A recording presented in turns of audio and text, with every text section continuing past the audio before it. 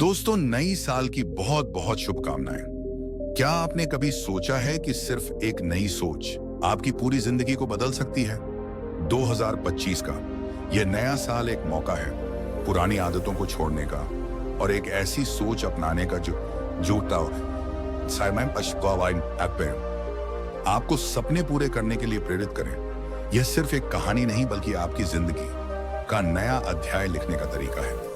अगर आप भी बदलाव चाहते हैं तो इस वीडियो को आखिर तक जरूर देखें, क्योंकि आखिर में मैं आपको एक सा सीक्रेट बताने वाला हूं जो आपकी सोच और आपकी जिंदगी दोनों बदल देगा। दोस्तों, स्वागत है बुद्धा सारांश चैनल में। दोस्तों, आपको हमारे इस चैनल में इसी तरह के ज्ञानवर्धक कहानी मिलती थी, रहेंगी तो पढ़ते हैं कहानी की। और यह कहानी सिर्फ सुनने के लिए नहीं है बल्कि जीने के लिए है। वीडियो के आखिर में मैं आपसे एक छोटा सा सवाल पूछूंगा जो आपकी बुनी सोच को और गहरा बना देगा, इसलिए बने रहिए। हमारे साथ एक छोटे से गांव में एक बूढ़ा साधु अपने सादगी भरे जीवन के लिए प्रसिद्ध था। लोग उन्हें ज्ञान बाबा के नाम से जानते थे। बाबा के पास हमेशा गांव वाले किसी न किसी समस्या के समाधान के लिए आते थे। हर बार जब नए साल का समय आता, बाबा गांव में एक खास सभा बुलाते और कहते, यह साल भले ही बीत गया हो, लेकिन अगला साल एक नई किताब की तरह है। सवाल यह है कि आप उस किताब में क्या लिखना चाहते हैं? विनोद का सवाल और साधु का जवाब। इस बार सभा में विनोद नाम का एक युवा खड़ा हुआ। उसने कहा, बाबा, मैंने पिछले साल खूब मेहनत की, लेकिन मेरी जिंदगी में कुछ बदला नहीं, कोई सफलता नहीं मिली। यह नया साल भी ऐसा ही होगा। हम नया साल क्यों मनाएं जब कुछ नया नहीं होता? बेटा, जिंदगी बदलने के लिए साल बदलने का इंतजार मत करो। जिंदगी तभी बदलेगी जब तुम अपनी सोच को बदलो। नया साल तुम्हें नई सोच के लिए मौका देता है। साधु की 3 सीख। साधु ने आगे 3 कहानियां सुनाई जो विनोद और बाकी गांव वालों की आंखें खोलने वाली थीं। पहली कहानी, बदलती आदतें। एक समय की बात है, एक किसान अपनी जमीन पर नई फसल उगाना चाहता था, लेकिन वह रोज पुराने बीज बोता रहा। सालों तक फसल नहीं बदली। एक दिन उसने नए बीज बोने की कोशिश की और अगले साल उसकी फसल लहलहा उठी। अगर तुम वही पुरानी आदतें जारी रखोगे तो परिणाम भी पुराने ही रहेंगे। नया साल नई आदतें बनाने का सबसे अच्छा समय है। सही लक्ष्य का महत्व। एक नाविक ने समंदर में बिना नक्शे और दिशा के सफर शुरू किया। कई साल बीत गए, लेकिन वह कभी किनारे तक नहीं पहुंचा। आखिरकार जब उसने सही दिशा चुनी, वह मंजिल तक पहुंच गया। सीख, बिना लक्ष्य के नई शुरुआत अधूरी है। नए साल के लिए छोटे छोटे लेकिन सही लक्ष्य बनाओ, छोटी छोटी जीतें। एक धावक जो हर रेस में हारता था, उसने एक साधारण तरीका अपनाया। हर दिन वह सिर्फ एक कदम आगे बढ़ने की कोशिश करता। धीरे धीरे उसकी दौड़ती हो गई और वह जीतने लगा। सीख, नए साल की शुरुआत बड़ी बड़ी चीजों से मत करो, छोटी छोटी जीतें हासिल करो और बड़ी सफलता खुद तुम्हारे पास आएगी। गांव वालों की नई शुरुआत। ज्ञान बाबा की बातें सुनकर विनोद की सोच बदल गई। उसने नए साल पर 3 वादे कि नई आदतें अपनाऊंगा, स्पष्ट लक्ष्य बनाऊंगा, छोटे छोटे कदमों से आगे बढ़ूंगा। विनोद की देखा देखी पूरे गांव ने संकल्प लिए कि इस नए साल में वे अपनी जिंदगी को बेहतर बनाने के लिए छोटी छोटी नई शुरुआत करेंगे। 1 जनवरी की सुबह गांव के लोग खेतों में, दुकानों पर और घरों में नई ऊर्जा के साथ जुटे। हर कोई एक नई सोच और नए उत्साह के साथ अपने सपनों की ओर कदम बढ़ा रहा था। नए साल का असली जश्न यह नहीं कि दिन बदल जाए, बल्कि यह कि आपकी सोच और मेहनत से जिंदगी बदल जाए। गांव के लोग साधु बाबा की सीख से स्विंगल प्रेरित होकर लौट, लेकिन विनोद के मन में एक सवाल अभी भी बाकी था। वह सोच रहा था, बाबा की कहानियां तो अच्छी हैं, लेकिन मैं इन्हें अपनी जिंदगी में कैसे लगाऊं करूं? अगले दिन वह फिर से बाबा के पास गया और बोला, बाबा, ये सब बातें सुनने में तो अच्छी लगती हैं, लेकिन मैं कहां से शुरू करूं? मुझे तो यह भी समझ नहीं आ रहा कि पहला कदम क्या हो। बाबा ने मुस्कुराते हुए कहा, बेटा, सबसे पहले अपनी जिंदगी के 4 हिस्से बनाओ।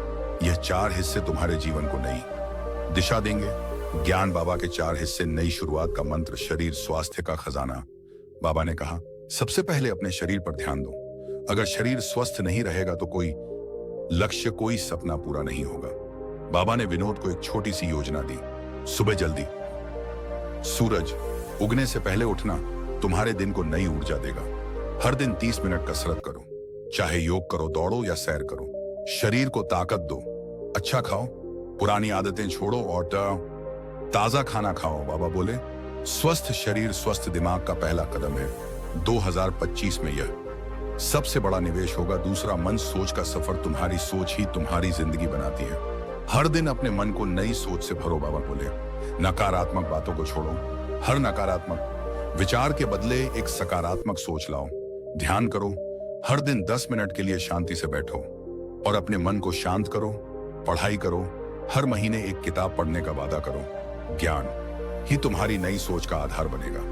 बाबा ने कहा, अगर तुम सोच बदल लोगे तो पूरा संसार बदल जाएगा। सबसे बड़ा धन, बाबा ने अपनी लकड़ी की छड़ी जमीन पर टिका दी और बोले, समय सबसे बड़ा धन है, इसे व्यर्थ मत गंवाओ। हर मिनट का सही उपयोग करो। अपना दिन बांटो। सुबह, दोपहर और शाम को सही कामों में लगाओ। बेकार के कामों से बचो। मोबाइल, टीवी और गप्पों में समय मत गंवाओ। हर दिन एक लक्ष्य बनाओ, छोटा हो या बड़ा, लेकिन हर दिन एक नई उपलब्धि हासिल करो। संबंध रिश्तों की दौलत, बाबा ने अंत में कहा। जिंदगी में रिश्ते सबसे अनमोल होते हैं। अगर तुम्हारे साथ अच्छे लोग होंगे तो सफलता खुद तुम्हारे पास आएगी। परिवार के साथ समय बिताओ। रोज 30 मिनट अपनों के साथ बैठो और बातें करो। दोस्तों की पहचान करो। ऐसे लोगों से दोस्ती करो जो तुम्हें आगे बढ़ने के लिए प्रेरित करें। मदद करो, जरूरतमंदों की मदद करो और पुण्य कमाओ। बाबा ने कहा, सच्चे रिश्ते तुम्हारे जीवन की सबसे बड़ी ताकत बनेंगे। विनोद की नई शुरुआत। विनोद ने बाबा की इन सीखों को अपनी जिंदगी में उतारने का संकल्प लिया। उसने एक डायरी ली और पहले पन्ने पर लिखा, 2025 मेरा साल, मेरी नई सोच और नई जिंदगी की शुरुआत। हर दिन वह छोटे छोटे कदम उठाने लगा। सुबह जल्दी उठना और दौड़ लगाना दिन भर। सिर्फ सकारात्मक बातें सोचना और लिखना। समय का सही इस्तेमाल करके नया काम सीखना। माँ बाप के साथ बैठकर दिन भर की बातें साझा करना। धीरे धीरे विनोद की जिंदगी में बदलाव आने लगा। गांव वाले हैरान थे कि वही स्विंगल विनोद जो पहले उदास रहता था, अब सबसे ज्यादा खुश और सफल दिखने लगा। गांव का बदलाव और संदेश। ज्ञान बाबा की यह सीख सिर्फ विनोद के लिए नहीं थी। पूरे गांव में एक नई लहर दौड़ गई। हर कोई अपनी नई सोच से अपनी जिंदगी में छोटे छोटे बदलाव कर रहा था। नए साल का जश्न सिर्फ एक दिन का नहीं था, यह तो पूरे साल का एक संकल्प बन चुका था। 2025 हम बदलेंगे तभी दुनिया बदलेगी, बाबा ने आखिरी सभा में कहा। बेटा, नया साल कैलेंडर पर सिर्फ एक तारीख नहीं है, यह तुम्हारे जीवन में नए अवसरों का दरवाजा है। इस दरवाजे को मत बंद करो। नई सोच से हर दिन एक नई शुरुआत करो और देखो कैसे जिंदगी तुम्हारे सर को अपनी जिंदगी में अपनाना शुरू कर दिया था। लेकिन गांव के अन्य लोग अब भी सोच रहे थे कि उनका अगला कदम क्या हो। बाबा को यह बात समझ में आई। उन्होंने पूरे गांव को अगले रविवार एक पहाड़ी के पास बुलाया। वाले उत्सुक थे, बाबा अब क्या नया कहने वाले हैं। जब सब लोग एकत्र हो गए तो बाबा ने धीरे से कहा, आज हम एक अभ्यास करेंगे। ऐसा अभ्यास जो तुम्हें ना सिर्फ नई सोच देगा बल्कि तुम्हारी आत्मा को जगाए। नया अभ्यास, 5 सवाल जो जिंदगी बदल देंगे। बाबा ने सबको शांत बैठने को कहा और उनके सामने 5 सवाल रखे। उन्होंने कहा, अगर तुम इन सवालों का जवाब ईमानदारी से दोगे और उनके लिए कदम उठाओगे तो 2025 तुम्हारे जीवन का सबसे यादगार साल बन जाएगा। सवाल 1, मैं कौन हूं? बाबा ने कहा, सबसे पहला सवाल है, तुम खुद को पहचानो। तुम कौन हो? तुम क्या बनना चाहते हो? लोग अक्सर दूसरों की नकल करते हैं और खुद को भूल जाते हैं। एक का लो और लिखो, मैं कौन हूं और मेरी सबसे बड़ी ताकत क्या है। फिर लिखो कि मुझे क्या बनना है। जब तुम खुद को जान लोगे तभी तुम सही दिशा में आगे बढ़ सकोगे। सवाल 2, मेरी सबसे बड़ी रुकावट क्या है? बाबा बोले, जिंदगी में सबसे बड़ी लड़ाई खुद से होती है। यह जानो कि तुम्हारी सबसे बड़ी रुकावट कौन सी है। आलस्य, डर या बहाने। अपना समय कहां बर्बाद करता हूं। जिंदगी का हर क्षण अमूल्य है। यह जानना जरूरी है कि तुम समय कहां बर्बाद कर रहे हो। एक दिन की डायरी बनाओ और हर घंटे क्या किया यह लिखो। फिर देखो कि कौन सा समय व्यर्थ गया। अगले दिन से उस समय का उपयोग सही दिशा में करो। छोटे छोटे सुधार से ही बड़ा बदलाव आएगा, बाबा ने कहा। सवाल 4, मैं हर दिन क्या नया सीख सकता हूं? बाबा ने सबकी ओर देखते हुए कहा, बेटा, सीखना बंद करना मतलब जिंदगी को रोक देना। अगर तुम्हें आगे बढ़ना है तो हर दिन कुछ नया सीखो। तय करो कि 2025 में कौन सा नया हुनर सीखोगा। मैं हर दिन 20 मिनट उस हुनर को देने का संकल्प लो, फिर देखो साल के अंत तक तुम कितना आगे बढ़ चुके हो। ज्ञान का दिया कभी बुझता नहीं, यह तुम्हारे जीवन को रोशन करता रहेगा। सवाल 5, मैं दूसरों के लिए क्या कर सकता हूं? बाबा ने कहा, जिंदगी सिर्फ अपने लिए जीने का नाम नहीं है। जब तुम दूसरों के लिए कुछ करते हो तब सच्ची खुशी मिलती है। हर हफ्ते एक छोटा सा काम करो जिससे किसी और की मदद हो, जैसे किसी को पढ़ाना, जरूरतमंद को खाना देना या किसी का काम आसान करना। यह छोटे छोटे काम तुम्हें अंदर से मजबूत और खुश करेंगे। असली जादू की शुरुआत। बाबा ने इन 5 सवालों के साथ एक चुनौती दी। अगले 21 दिन तक इन 5 वाले सवालों को अपने जीवन में उतारो। कहते हैं 21 दिन की मेहनत एक नई आदत बना देती है। अगर तुम इसे ईमानदारी से करोगे तो 2025 तुम्हारे जीवन का सबसे सुनहरा साल बनेगा। गांव का बदलाव, 21 दिन का संकल्प। गांव में एक नई ऊर्जा दौड़ गई। सबने 21 दिन की चुनौती को अपनाया। लोग अपनी आदतें सुधारने लगे, समय का सही इस्तेमाल करने लगे और हाँ, दूसरों के लिए छोटे छोटे काम करने लगे। रोज रोज लिखना शुरू किया। आज मैंने नया क्या सीखा, मेरी सबसे बड़ी जीत क्या रही, मैंने किसकी मदद की। धीरे धीरे गांव का माहौल बदलने लगा। लोग पहले से ज्यादा खुश, सक्रिय और संतुष्ट रहने लगे। बाबा का संदेश। 21 दिन बाद बाबा ने सभी को फिर इकट्ठा किया और कहा, तुम सबने यह साबित कर दिया कि बदलाव असंभव नहीं है। अगर नई सोच से शुरुआत करो तो जिंदगी नई राह पकड़ लेती है। 2025 सिर्फ एक साल नहीं है, यह तुम्हारी नई जिंदगी का पहला कदम है। इससे ठेक 2025 सिर्फ एक साल नहीं है, यह तुम्हारी नई जिंदगी का पहला कदम है। यादगार बनाओ कहानी का अंत। प्रेरणादायक पंक्तियां।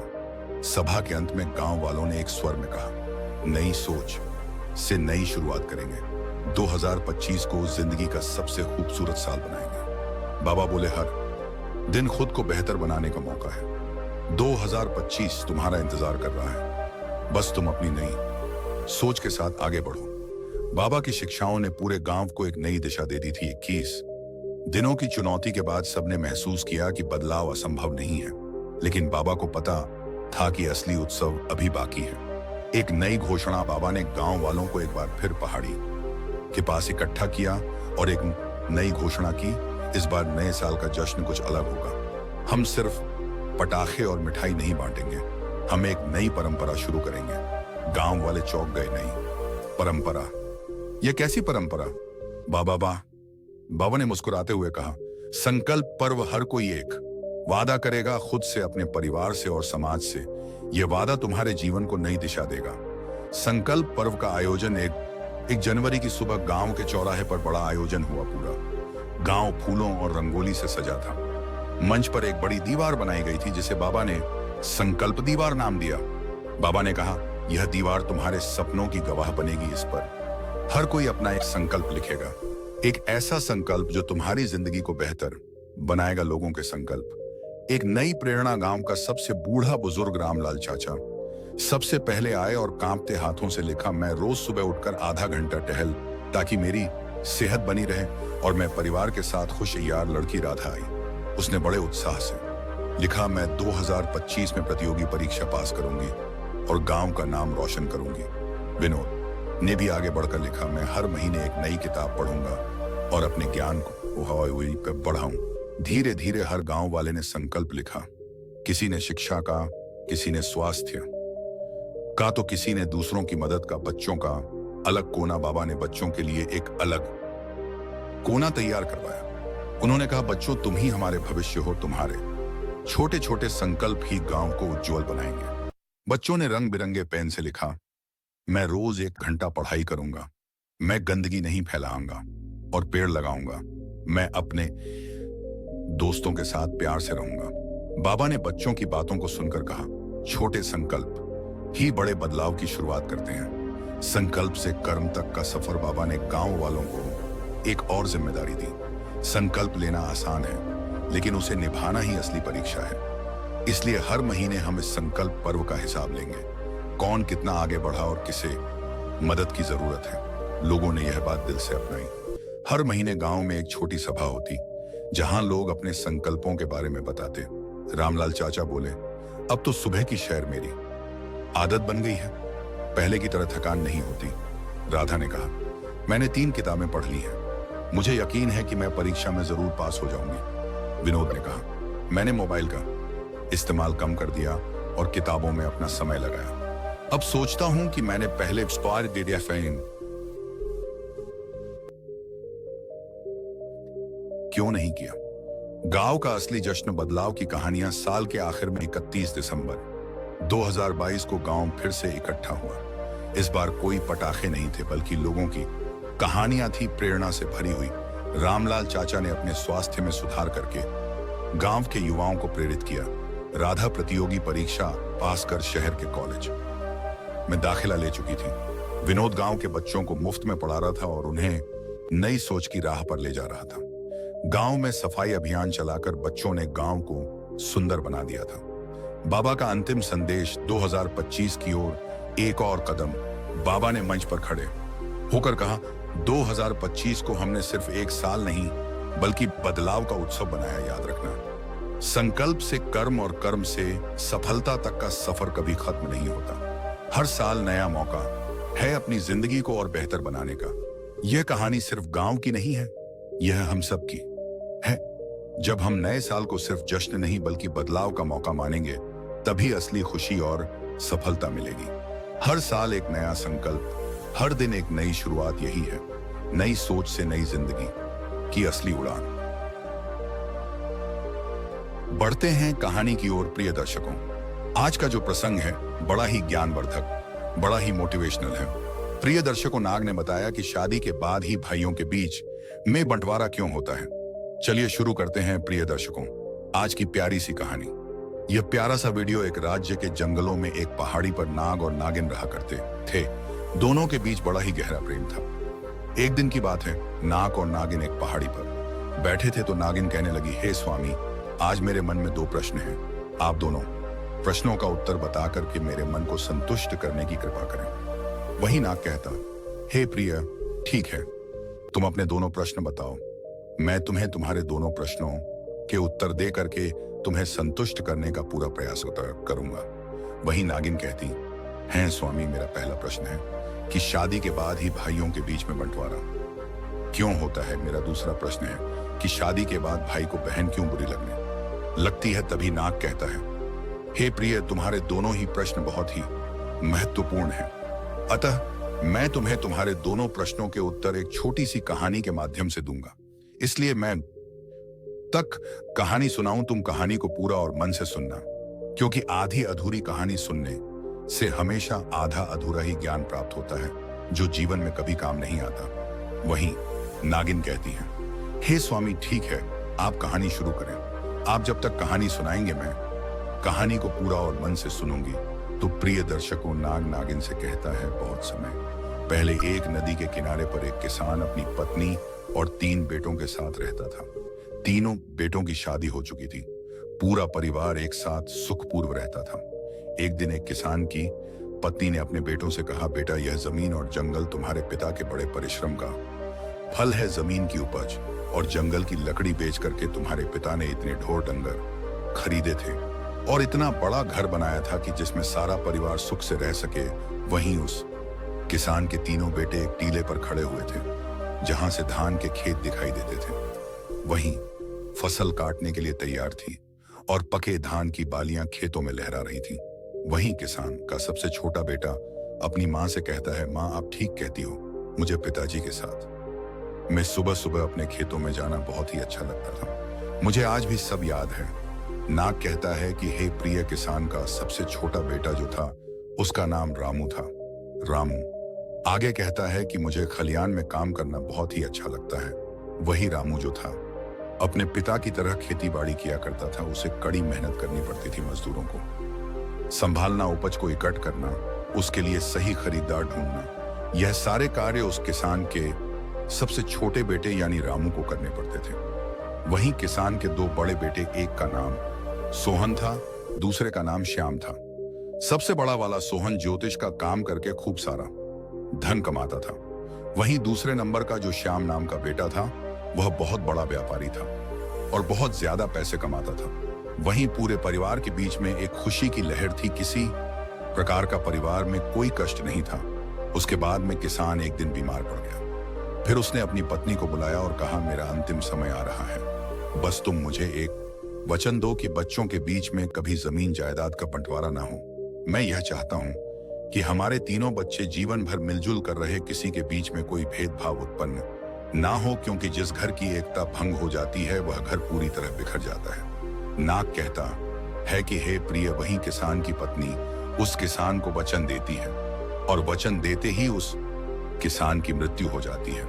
वही समय धीरे धीरे गुजरता गया। फिर एक दिन किसान की पत्नी ने अपने तीनों बच्चों को बुलाया और कहा, बेटे, मैं तुमसे एक वचन लेना चाहती हूँ कि तुम्हारे पिता की अंतिम इच्छा थी कि तुम्हारे बीच में कभी भी जमीन जायदाद का बंटवारा नहीं होगा। तुम तीनों भाई और तीनों बहुएं हमेशा घर में मिलजुल करके जीवन यापन करोगे, क्योंकि जिस घर की एकता टूट जाती है वह घर कभी भी उन्नत नहीं कर पाता है। वहीं किसान की पत्नी की बात को सुनकर के तीनों बेटे कहने लगे, हाँ माँ, आप जैसा चाहती हो पिताजी की जैसी इच्छा थी, हम उनकी इच्छा के विरुद्ध कभी नहीं जाएंगे और तीनों भाई हमेशा प्रेम से रहेंगे। फिर अपने बेटों की बात को सुनकर के माँ को बहुत ही खुशी हुई। वहीं जो सबसे बड़ा बेटा, जिसका नाम सोहन था, वह ज्योतिष में बहुत ज्यादा निपुण था, इसलिए आसपास के लोग उस सोहन से कई माम में राय लेने आते थे, तो सोहन का गुजारा बढ़िया तरीके से हो जाता था। वहीं दूसरे नंबर का बेटा, जिसका नाम श्याम था, वह भी एक बड़ा व्यापारी था, उसकी भी कमाई ठीक ठाक हो जाती थी। वहीं सबसे बड़ी मुश्किल यह थी कि किसान का जो सबसे छोटा बेटा था, जिसका नाम रामू था, वह कड़ी मशक्कत करता था, बहुत मेहनत करता था, सुबह से लेकर शाम तक खेतों में लगा रहता था, फिर भी उतनी कमाई नहीं कर पाता था जितनी कमाई दोनों बड़े भाई करते थे। समय धीरे धीरे गुजरता गया। वहीं किसान के दो बड़े बेटे, जो ठीक ठाक कमाई करते थे, वह अपने पिता को दिया हुआ वचन भूल जाते हैं और अपनी पत्नियों के साथ अवैध में ऐशो आराम का जीवन व्यतीत करने लगते हैं। वहीं जब किसान के दो बड़े बेटों की बहुएं ऐशो आराम का जीवन जीती हैं और जो सबसे छोटा बेटा रामू था, उसकी पत्नी घर पर ही कमाई करती रहती है, उसे घूमने के लिए नहीं मिलता, उसे शौक करने के लिए नहीं मिलती। वहीं जब वह अपने बड़े जेठ और अपनी जेठानी को देखती है तो उसका हृदय दुखी होता कि हम तो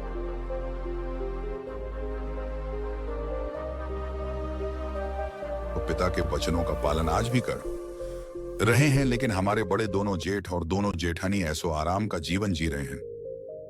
नाग कहता है कि हे प्रिय, वही किसान का सबसे छोटा बेटा जो रामू था, एक दिन उसकी पत्नी जब बहुत ज्यादा दुखी हो गई और जब शाम को रामू घर वापस आया तो उससे कहने लगी कि मेरे भाई के यहाँ से चिट्ठी आई है, उसने हमें अपने घर पर बुलाया है, हमारे आपके लिए न्योता भेजा है। कुछ दिनों पहले ही हमारे भाई ने अपना घर बनाया था, उसमें गृह प्रवेश होना है। वह यह चाहता है कि हम दोनों कुछ दिन के लिए उनके पास रहें। वहीं अपनी पत्नी की बात को सुनकर के किसान का छोटा लड़का कहने लगा, देखो, खेती में बहुत काम करना पड़ता है, मेरे पास में इतना समय नहीं है कि मैं तुम्हारे साथ में तुम्हारे मायके जा सकूं। यदि मैं तुम्हारे साथ तुम्हारे मायके चलूंगा तो खेती का काम खराब हो जाएगा। वहीं पत्नी तमतमा कर कहने लगी कि ठीक है, हम जीवन भर इसी घर में पड़े रहे, कहेंगे हमारे मन की कोई इच्छा नहीं है। वहीं पत्नी को गुस्से में देख करके किसान का छोटा लड़का कहने लगा, ठीक है, मैं ऐसा करता हूं कि तुम्हारे जाने का इंतजाम किए देता हूं, पर मैं नहीं जा पाऊंगा। उसकी पत्नी कहने लगी, यदि हम जाएंगे तो दोनों साथ जाएंगे, वरना कोई नहीं जाएगा। वहीं पत्नी की बात को सुन करके फिर रामू कहने लगा, ठीक है, जैसे तुम्हारी मर्जी, जाना है तो जाओ, नहीं जाना है तो मत जाओ। नाग कहता है कि हे प्रिय, वही किसान के सबसे छोटे बेटे की बहू अपने दोनों बड़े जेठ जेठानी का नजारा देख करके पहले से ही छड़ी हुई थी कि महीना भर आराम करते हैं और ऐशो आराम का जीवन वह सभी बिताते हैं। और फिर ऐसा सोच करके वह रामू से कहने लगी, क्या हमने घर का सभी काम करने का ठेका ले लिया है घर में, और खेती का काम हम दोनों मिलकर करते हैं, और आपके दोनों बड़े भाई आपकी भाभीयों के साथ में मौज मस्ती का जीवन जी रहे हैं। क्या आपने कभी सोचा है कि मेरा भी मन करता है हम भी शौक शान का जीवन जिए, जब उनको अपना अपना ही करना है, हम दोनों की कोई फिक्र ही नहीं है। वह तो दोनों बाहर रह करके मौज मस्ती का जीवन जी रहे हैं और हम दोनों को घर का और खेती का सारा कार्य करना पड़ता है। वह तो अपनी पत्नियों के साथ में चारों ओर घूमने चले जाते हैं और मैं हमेशा इस घर में ही पड़ी रहती हूँ। आप बताओ, क्या यह अन्याय नहीं है? नाग कहता है कि हे प्रिय, फिर तो अपनी पत्नी की बात को सुन करके रामू की नींद खुल गई। और फिर उसकी पत्नी आगे कहने लगी अब तुम मेरी एक बात सुनो, जायदाद के बंटवारे की बात चलाइए ताकि हम लोग अलग रह सकें। यदि हम अलग रहेंगे तो हमको भी अपने घूमने के लिए कुछ समय मिलेगा। फिर इस प्रकार अपनी पत्नी की बात को सुन करके रामू को लगा कि उसकी पत्नी सही कह रही है। मेरा काम मेरे भाई के काम से ज्यादा महत्वपूर्ण है। मेरी ही वजह से वह दोनों इतने ठाठ से और आराम से जीवन जीते हैं और मैं और मेरी पत्नी नौकरों की तरह इस घर ही में लगे रहते हैं।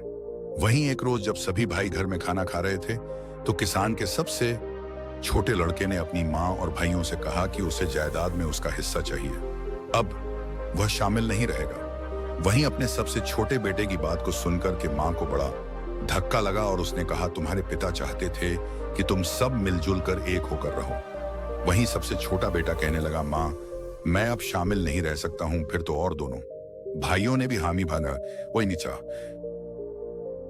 हाँ ठीक है, जायदाद का बंटवारा हो जाना चाहिए। वहीं जमीन जायदाद के सभी कागज जिनके आधार पर बंटवारा होना था तैयार किए जाते हैं। वहीं बंटवारा होने से पहले किसान की पत्नी अपने तीनों बेटों से कहती है कि बंटवारा बाद में होगा, हमारे घर की परंपरा है। कोई भी कार्य करने से पहले सबसे पहले भगवान जगन्नाथ के दर्शन अवश्य करने चाहिए। वहीं अपनी माँ की बात को सुनकर के सभी बेटे तैयार हो जाते हैं। तो अपनी माँ की बात मान करके अगले दिन सभी बेटे अपनी पत्नियों और माँ के साथ में यात्रा पर निकल पड़ते हैं। वहीं मंदिर में दर्शन करने के बाद में जब सभी भाई वापस लौट रहे थे तो उनकी माँ ने कहा, बच्चों मैं बहुत थक गई हूँ और मुझे बहुत तेज भूख लग रही है। आप सभी भी भूखे होंगे और बहुओं को भी भूख लग रही होगी। चलो एक काम करते हैं, किसी ठीक से स्थान पर बैठ करके कुछ खाना खा पी लेते हैं। वहीं गांव के बाहर ही एक पुराना मंदिर था और पास में ही खाने की दुकान थी। वहीं जब सभी परिवार खाना खाने की तैयारी करने लगा तो माँ ने कहा, बेटा हम लोग खाना खाने के लिए जा रहे हैं, मगर रुपयों की थैली जो थी वह तो मैं कहीं भूल आई हूँ। अब यहाँ से घर तक जाने के लिए हमें काफी पैसा चाहिए और यहाँ खाना खाने के लिए भी हमें पैसा चाहिए। यदि हमारे पास पैसा नहीं होगा तो हम घर पर पहुंच पाएंगे और ना ही हमारा पेट भर पाएगा। अब तो एक ही उपाय है कि मैं इन बहुओं के साथ में इसी मंदिर में रुकती हूँ। तुम तीनों भाई एक काम करो कि किसी गांव में जाकर के कोई काम ढूंढ लो और तीनों अलग अलग अपना काम करो। तुम जो भी कुछ कमा कर लाओगे उन्हीं पैसों से हम कुछ खा पाएंगे और यहाँ से घर पहुंच पाएंगे। वहीं तीनों बेटों ने अपनी माँ की राय मान ली और तीनों भाई अलग अलग दिशाओं में पैसा कमाने के लिए निकल पड़े। चलते चलते किसान का छोटा बेटा जो रामू था, जब वह कुछ आगे पहुंचा तो एक ऐसे स्थान पर पहुंच गया जहां पर किसी गंभीर विषय की बात आपस में कुछ लोग कर रहे थे। तो रामू ने पूछा, आप लोग कैसे उदास हैं और क्या बात कर रहे हैं? क्या मैं आपकी कुछ मदद कर सकता हूं? वहीं रास्ते में वह खड़े लोग कहने लगे कि जमीन के इस हिस्से में सदा ही पानी जमाव बना रहता है और हम इसमें कुछ भी उगा नहीं पाते हैं। फिर भी हमें राजा को इसका लगान देना पड़ता है। अब हम क्या करें, हमारी समझ में नहीं आता। वही उन लोगों की बात को सुनकर के किसान का सबसे छोटा बेटा जो रामू था वह कहने लगा, अगर मैं आपको धान उगाने की तरकीब बताऊं तो मुझे क्या इनाम मिलेगा? वहीं वह राहगीर कहने लगे, यदि तुम हमें इस जगह पर धान उगाने की तरकीब बताओगे तो हम तुम्हें चांदी की 200 मुद्राएं भेंट करेंगे। वहीं रामू जो था बहुत ही निपुण किसान था और फिर वह लोगों से कहने लगा कि गोबर और मिट्टी को मिला करके उसके गोले बना लो, उन्हें गीला और नरम रखो, फिर हर गोले में बीज डाल दो और उन्हें सूखने दो। गांव वाले बहुत ध्यान से रामू की बात सुन रहे थे। फिर उन्होंने पूछा कि इन गोलों का क्या करें? तो रामू कहने लगा कि उन गोलों को इस जमीन में डाल दो, गोले जमीन में धंस जाएंगे और बीज भी फूट जाएगा। वहीं जब गांव वालों ने रामू के द्वारा बताए गए उपाय का पालन किया तो उस बंजर जमीन में बीज अंकुरित हो गए। वहीं गांव वालों ने किसान के छोटे लड़के को धन्यवाद दिया और प्रसन्नता पूर्वक उसे 200 मुद्राएं भेंट की, जिन्हें लेकर के वह रामू जो था अपनी मां के पास उसी मंदिर में लौट आए। इधर चलते चलते किसान का जो दूसरे नंबर का बेटा श्याम था वह भी घूमते घाम एक ऐसे पाथे स्थान पर पहुंच गया जहां पर उसने पेड़ के नीचे बैठे हुए एक व्यक्ति को देखा जो काफी दुखी लग रहा था। वही श्याम ने पूछा, आपको किस बात की चिंता है? आप उदास दिखते हो, क्या मैं तुम्हारे किसी काम आ सकता हूं? तो वह राहगीर कहने लगा कि हम 4 भाई हैं, मृत्यु से पहले हमारे पिता ने अपनी सारी संपत्ति हम चारों में बांट दी थी, लेकिन एक काली भी थी जिसे बांटना बहुत मुश्किल था। फिर हम सब ने फैसला किया कि बिल्ली हम सबके साथ ही रहेगी। वहीं चारों भाइयों ने उस बिल्ली की एक एक टांग को बांट लिया। वहीं एक दिन वह बिल्ली जो थी छत से नीचे गिर गई और उसकी वही टांग टूट गई जो मेरे हिस्से में आई थी। वहीं मैंने उस बिल्ली की उस जख्मी टांग पर तेल लगा करके उस पर पट्टी बांध दी। वहीं उस बिल्ली को आंच अच्छी लगती थी, इसलिए वह चूल्हे के पास जाकर के और सो गई। वहीं जैसे ही बिल्ली सो गई वैसे ही चूल्हे से एक चिंगारी निकल करके उस तेल लगे हुए कपड़े के ऊपर गिर गई और उसने आग पकड़ ली। वहीं जब बिल्ली वहां से भागी तो आसपास के घरों में आग लग गई और सब कुछ छलकरर की राख हो गया। वहीं पड़ोसियों ने सारा दोष मेरे सर पर मढ़ दिया कि बिल्ली की जिस टांग से आग लगी है वह टांग मेरे हिस्से में थी। वही फैसला जब पंचायत में पहुंच गया तो पंचों ने कहा कि जिस टांग की वजह से आग लगी वह मेरे हिस्से की थी, इसीलिए पूरा नुकसान मुझे ही पूरा करना होगा। पर मेरे पास सबको देने लायक पैसे नहीं है। अब मैं क्या करूं? इसीलिए बड़ा ही चिंता में बैठा हुआ हूं। वहीं उस व्यक्ति की बात को सुनकर के किसान के दूसरे नंबर का बेटा जिसका नाम श्याम था वह कहने लगा, तुम चिंता मत करो, यदि मैं तुम्हारी समस्या का समाधान कर दूं तो तुम मुझे क्या दोगे? तो वह राहगीर कहने लगा, यदि तुम मेरी समस्या का समाधान कर दोगे तो मैं तुम्हें सोने के 400 सिक्के दूंगा। वहीं शर्त मंजूर हो जाने के बाद में वह किसान का लड़का कहने लगा, ठीक है, तुम जाओ और अपने पड़ोसियों और गांव के बड़े बूढ़ों को जमा करो, मैं तुम्हें शीघ्र ही मिलता हूं। वहीं किसान के बेटे की बात को सुनकर के वह राहगीर जो था अपने गांव के सभी व्यक्तियों को बुला लाया और वहां पर भीड़ जमा हो गई। वहीं सबकी बात सुनने के बाद में किसान का बेटा श्याम कहने लगा कि यह सच है कि सारा नुकसान बिल्ली ने किया है और यह भी सच है कि जो टांग इसके हिस्से में थी वह टांग जख्मी थी और उस पर तेल की पट्टी बंधी हुई थी। और यह भी सच है जो आप लोग सभी जानते हैं कि बिल्ली के भागने की वजह से ही सब घरों में आग लगी है। मगर एक बात आपने नहीं सोची कि बिल्ली अपनी कभी भी जख्मी टांग पर नहीं भाग सकती है। जो बिल्ली की टांग टूट चुकी थी वह तो किसी काम की नहीं थी। बिल्ली केवल अपनी सही 3 टांगों से भागी थी जिसकी वजह से चारों ओर आग लगी। अब आप ही बताओ, बिल्ली की टूटी हुई टांग का दोष है कि जो टांगे सही थी उनका दोष है? वहीं श्याम की बुद्धि ने सब गांव वालों को अचंभे में डाल दिया और सभी ने हामी में अपना सिर हिलाया। वहीं फैसला हुआ कि 3 टांगे जो सही थी उनके मालिक ही हर्जाना भरेंगे। फिर तो जख्मी टांग का मालिक बहुत ही खुश हुआ और वादे के मुताबिक उसने श्याम को सोने की 400 मुद्राएं भेंट की।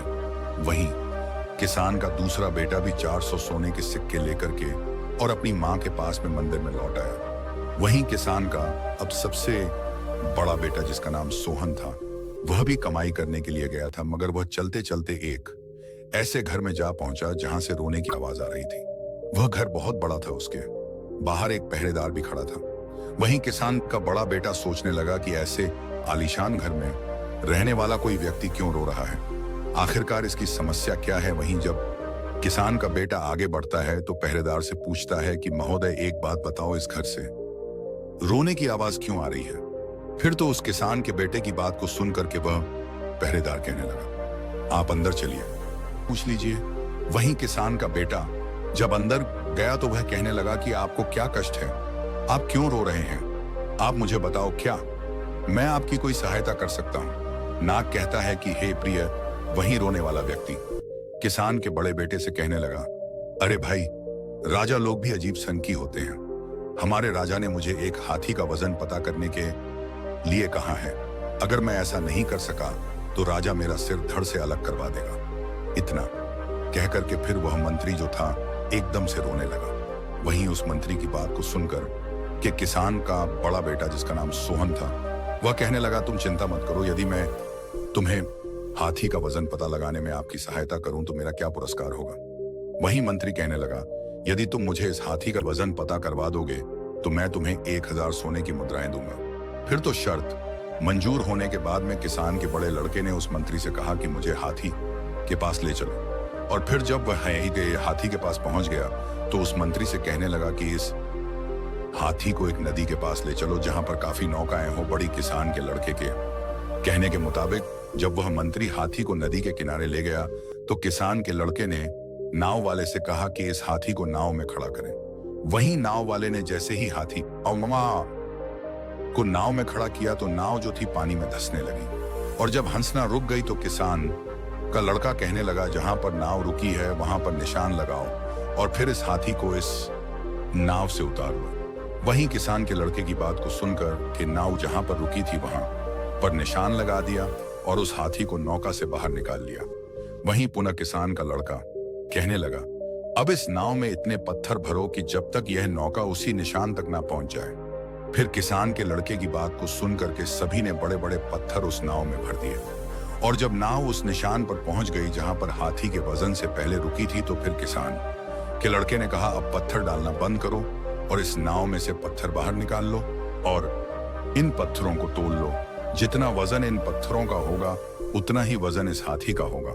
नाग कहता है, हे प्रिय, वह मंत्री जो था इस प्रकार अपने हाथी का वजन जान करके बहुत ही खुश हुआ और शर्त के मुताबिक उसने उस किसान के बड़े बेटे सोहन को 1000 स्वर्ण मुद्राएं भेंट की। वहीं सोहन उन मुद्राओं को लेकर के अपनी मां के पास उसी मंदिर में लौट आया। नाग कहता है कि हे प्रिय, इस प्रकार सभी भाई जब धन कमा करके मंदिर में लौट आए तो सभी ने बड़े ही प्रेम भाव से खाना खाया और दुकान वाले का इतना पैसा बना कि तीनों भाइयों ने जो पैसा कमाया था वह सारा उस खाने में चला गया। केवल उनके पास में उतना ही पैसा बचा जिससे वह खर्च करके अपने घर वापस आ सके। वहीं जब किसान की पत्नी अपने बच्चों और बहू के साथ में घर वापस आई तो उसने रुपयों वाली थैली एकदम से निकाल करके अपने बेटों के सामने रख दी और दिन कहा, मैंने जानबूझ करके इस थैली को छुपा लिया था ताकि मैं तुम्हें समझा सकूं कि एकता में कितनी शक्ति होती है, क्योंकि तुम तीनों भाइयों ने मिलकर के जो भी धन कमाया था उस धन को इकट्ठा करके ही हम लोगों को खाना मिला और बचे हुए पैसों से हम अपने घर आ सके। यदि तीनों भाई मिलकर के एक जगह कमाई एकत्रित नहीं करते तो आज हम ना पेट भरकर खाना खा पाते और ना ही वापस घर पर आ पाते। इसलिए हमेशा ध्यान रखना, जब तक झाड़ू बंदी है तब तक उससे सफाई हो सकती है, जब उसकी सीख बिखर जाती है तो फिर झाड़ू किसी काम की नहीं रहती। इस प्रकार जब तक तुम तीनों के अंदर एकता का भाव रहेगा तब तक इस घर की उन्नति होती रहेगी और जिस दिन बंटवारा हो गया उस दिन इस घर की उन्नति रुक जाएगी। इसीलिए तुम्हारे पिताजी ने मरने से पहले मुझसे वचन लिया था कि मैं तीनों बच्चों के अंदर कभी बंटवारा न होने दूं। नाग कहता है कि हे प्रिय, इस प्रकार किसान की पत्नी की बातों को सुनकर के किसान के तीनों बेटे एक दूसरे के गले लग गए और भविष्य में कभी भी अलग ना होने का संकल्प लिया और यह वचन लिया कि तीनों बहुएं एक साथ रहेंगी, एक ही हिसाब से रहेंगी। तीनों भाई जो कमाएंगे उनको एक जगह एकत्रित करेंगे और फिर एक साथ बैठ कर निर्णय करेंगे कि हमें क्या काम करना चाहिए। किसी के साथ में कोई भेदभाव नहीं किया जाएगा। नाग कहता है कि हे प्रिय, तुम्हारा पहला प्रश्न था कि शादी के बाद ही भाइयों के बीच में बंटवारा क्यों होता है, तो समझ लो, अक्सर लोग कहते हैं कि घर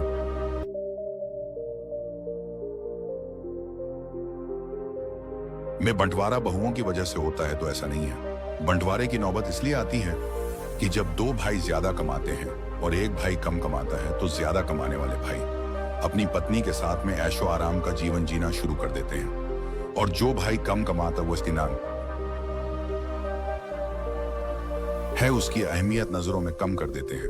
वहीं जब कम कमाने वाले भाई की पत्नी यह सब अपनी आंखों से देखती है कि हम दोनों दिन रात मेहनत करते हैं फिर भी हम शौक नहीं कर पाते हैं, जबकि घर की जिम्मेदारी हम निभाते हैं, सबका सम्मान भी करते हैं, फिर भी हमारे जेठ हमेशा राजसी ठाट बाट में हुक्म चलाते हैं और कभी घर के काम में हाथ नहीं बटा। बस यही बात एक स्त्री को बुरी लगती है और फिर वह अपने पति से कहती है कि जब हमें मेहनत मजदूरी करके ही रहना है तो साझे में क्यों रहे जो हमारे जेठ अपनी स्त्री के साथ में मौज से रहे और हम दिन रात मेहनत करते रहे। इससे अच्छा तो हम अलग होकर रहे, कम से कम जो कमाएंगे वह हमारा होगा और हम भी अपनी मर्जी से शौक शान कर सकेंगे। नाक कहता है कि हे प्रिय, बस यहीं से भाइयों के बीच में दरार पड़ना प्रारंभ हो जाती है और बंटवारा होकर ही रहता है। वहीं भाइयों के बंटवारे को रोकने में माँ बाप का बड़ा हाथ होता है। यदि माँ बाप इस बुद्धिमान माँ की तरह अपने बच्चों में संस्कार डालें कि चाहे कोई कम कमाए या ज्यादा कमाए, सभी भाई अपनी अपनी कमाई एक जगह एकत्रित करें, फिर जो भी करना है सभी भाई बैठकर एक निर्णय लें और फिर काम करें, साथ ही सभी बहुओं को एक बराबर जीने की स्वतंत्रता दें। यदि घर में ऐसा होगा तो इस बुद्धिमान मां के बच्चों की तरह घर में कभी बंटवारा नहीं होगा। साथ ही यह 5 बातें सभी भाई और उनकी पत्नियों को हमेशा गुप्त रखनी चाहिए, जिससे परिवार की एकता हमेशा बनी रहे। यह दिन 5 बातें हमेशा परिवार को टूटने से बचाती हैं। नंबर 1, यदि किसी भाई को कभी भी धन की हानि हो या उसका धन बर्बाद हो जाए तो यह बात को किसी अन्य को ना बताएं। धन ऐसी चीज है जो इंसान का बल होता है, और जब लोगों को यह पता चलता है कि इनके पास में धन नहीं है तो वह आपका सम्मान करना बंद कर देते हैं और आपकी प्रतिष्ठा धूमिल कर देते हैं। धन हानि पर लोग कभी मदद नहीं करते बल्कि आपका उपहास उड़ाते। इसलिए धन का आना या धन का जाना, दोनों ही बातें हमेशा सभी भाइयों को खुद तक रखनी चाहिए, अपने परिवार तक रखनी चाहिए। कभी भी किसी भाई को अपने भाई की कोई भी धन संबंधी बात किसी दूसरे के साथ में साझा नहीं करनी चाहिए। नंबर 2, अपने भाई के दुख या राज की बातें कभी दूसरों को ना बताएं। ऐसा करने से आपके लिए घातक समस्या उत्पन्न होती है, क्योंकि जिस व्यक्ति को आप अपने भाई के राज की बातें बताएंगे और यदि विपरीत परिस्थितियों में आपकी उससे मित्रता टूट जाएगी तो वह आपके भाई की सारी राज की बातें चारों ओर सार्वजनिक कर देगा। वहीं लोगों के बीच में आप केवल मजाक के पात्र बन जाएंगे और फिर बाद में इस दुख से आप बहुत दुखी होंगे। इसलिए कभी भी अपने घर या परिवार या खुद की बातें किसी के सामने ना बताएं, चाहे वह कितना भी प्रिय मित्र क्यों ना हो। नंबर 3, किसी भी पुरुष को हमेशा अपने जीवन और घर की बातों को हमेशा अपने तक ही रखना चाहिए। खासकर पत्नी या उसके चरित्र के बारे में कभी किसी से बात नहीं करनी चाहिए। जो पुरुष स्त्री का सम्मान नहीं करता उस पुरुष का समाज में कभी सम्मान नहीं होता। ऐसे पुरुष की प्रतिष्ठा हमेशा दांव पर रहती है। इसलिए अपने परिवार में सभी स्त्रियों का सम्मान करें और अपने परिवार की बातें कभी किसी को ना बताएं। नंबर 4, यदि कभी भी आपके भाई का कहीं अपमान हो जाए तो यह बात कभी किसी के साथ में साझा ना करें, क्योंकि हर समय समान बने रहना ही व्यक्ति को आगे बढ़ाता है। यदि जीवन में आपका या आपके भाई का कहीं अपमान हुआ हो तो कभी भी दूसरे के समक्ष नहीं जाहिर करना चाहिए, क्योंकि ऐसा करके आप अपना सम्मान स्वयं ही गिराने का कारण बनते हैं। इससे भाइयों के बीच में फूट पैदा होती है। नंबर 5, यदि आप या आपका भाई किसी के द्वारा ठगे गए हो या किसी ने धोखा दिया हो तो यह बात सभी भाइयों को अपने तक ही रखनी चाहिए। अपनी ही ठगी का जिक्र करने का मतलब है कि आप अपना मखौल खुद ही उड़ाते हैं। यदि आप ऐसा करेंगे तो लोग आपको मूर्ख समझेंगे। इसलिए कभी भी किसी भाई को ऐसा नहीं करना चाहिए। यदि आपके भाई को किसी ने कभी धोखा दे दिया है तो कभी भी परिवार की बातें दूसरों के सामने जाहिर ना करें। इससे भाइयों के बीच में फूट पैदा होती है। नाग कहता है कि हे प्रिय, वही तुम्हारा दूसरा प्रश्न था कि शादी के बाद भाई को बहन बुरी क्यों लगती है, तो समझ लो भाई बहन का रिश्ता दुनिया का सबसे अनोखा रिश्ता है। इस रिश्ते में तकरार है तो भरपूर प्यार भी है। जहां बहन हमेशा भाई का साथ देती है तो वहीं भाई भी हमेशा बहन की रक्षा करता है। दोनों को एक दूसरे की बहुत परवाह होती है। शादी से पहले तक तो भाई बहन के बीच में सब कुछ बहुत अच्छा रहता है, लेकिन शादी के बाद इस रिश्ते में खट्टा आ जाती है। कई बार यह मनमुटाव इतना बढ़ जाता है कि भाई या बहन जीवन भर एक दूसरे की शक्ल देखना भी पसंद नहीं करते। तो इसलिए समझ लो 5 कारणों से हमेशा भाई बहन के रिश्ते हमेशा के लिए खराब हो जाते हैं। नंबर 1, भाभी की नाराजगी। भाई की शादी के बाद आपको अपनी मां और भाई के अलावा अपनी भाभी को भी उतना प्यार और सम्मान देना चाहिए। अपनी भाभी को कुछ भी गलत कहने से बचे, इससे भाभी नाराज हो सकती है और उनकी यह नाराजगी भाई तक पहुंच जाएगी। भाई भले ही कुछ ना कह पाए लेकिन वह आपसे थोड़ी दूरी अवश्य बना लेगा। नंबर 2, बहन को नजरअंदाज करना। जिस तरह भाभी के प्रति अच्छा व्यवहार भाई का दिल जीत लेता है, उसी तरह अगर बहन शादीशुदा है तो भाई को उसे नजरअंदाज नहीं करना चाहिए। इससे रिश्ते में दूरी आना संभव है। भाई का फर्ज है कि शादी के बाद भी बहन को उतना ही प्यार दें जितना पहले देता था। अगर बहन की शादी नहीं हुई है तो भी उसकी बातों को समझे और उसके प्रति अपनी जिम्मेदारी निभाए। नंबर 3, शादीशुदा जिंदगी में दखल देना। जो बहन अपने भाई की शादीशुदा जिंदगी में जरूरत से ज्यादा दखल देती है और भाई बहन के बीच में कभी नहीं बनती, भले ही भाई या बहन शादीशुदा हो या नहीं, कभी बहन को भाई की निजी जिंदगी में दखल नहीं देना चाहिए। यदि बहन के द्वारा ऐसा किया जाता है तो समझ लो रिश्ते निश्चित खराब हो जाते हैं। नंबर 3, रिश्तों में औपचारिकता। कई बार बचपन से लेकर शादी तक बहन भाई एक दूसरे से बेहद अनौपचारिक रहते हैं, लड़ते झगड़ते हैं, बात बात पर एक दूसरे का मजाक बनाते हैं, साथ ही रूठते मनाते भी हैं। लेकिन कुछ भाई बहन शादी के बाद इस रिश्ते को केवल औपचारिक रूप से निभाते हैं। इससे भाई बहन का रिश्ता खराब हो जाता है। बेहतर है कि बीच बीच में एक दूसरे का हाल जानते रहें। और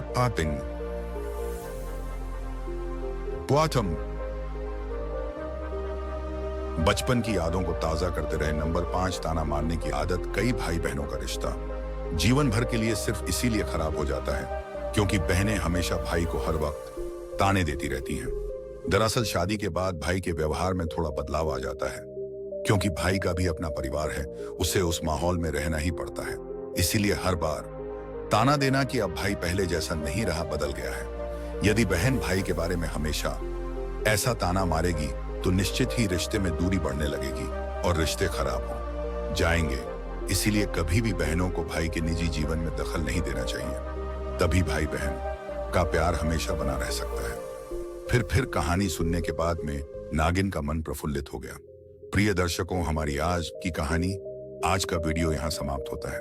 हम उम्मीद करते हैं कि आपको यह कहानी पसंद आई होगी और आप इससे ढेर सारी प्रेरणा लेंगे। मिलते हैं अगली ज्ञान चर्चा के साथ अगले वीडियो में। तब तक के लिए नमस्कार, धन्यवाद।